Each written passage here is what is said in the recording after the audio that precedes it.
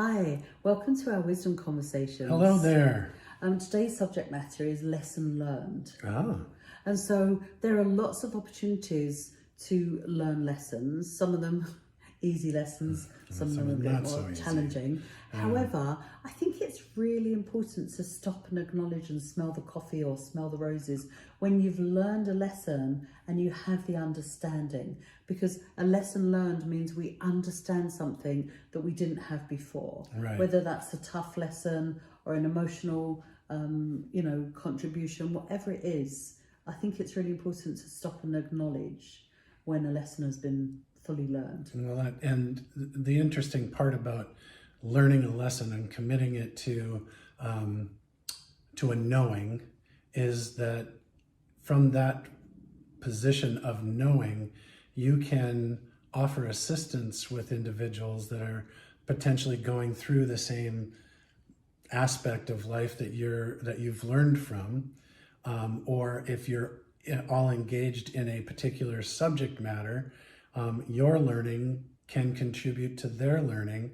And so it's always an opportunity to share what you've learned with the universe and with the people around you. Yeah. Life is all about that, isn't it? Some lessons are, I have lessons all the time on the road,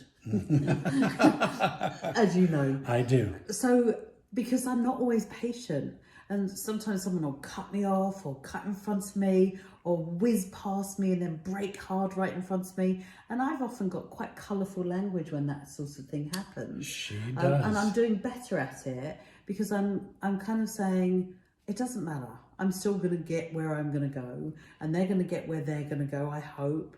And I just bless them and wish them better. Yeah. And it's definitely been something that I've worked on, because I get impatient with some of the, I would say, impolite behaviours on the roads, and they represent some of the less well-mannered behaviours in our world. However, I've been guilty of them too. It's not like I'm sitting in a perfect place.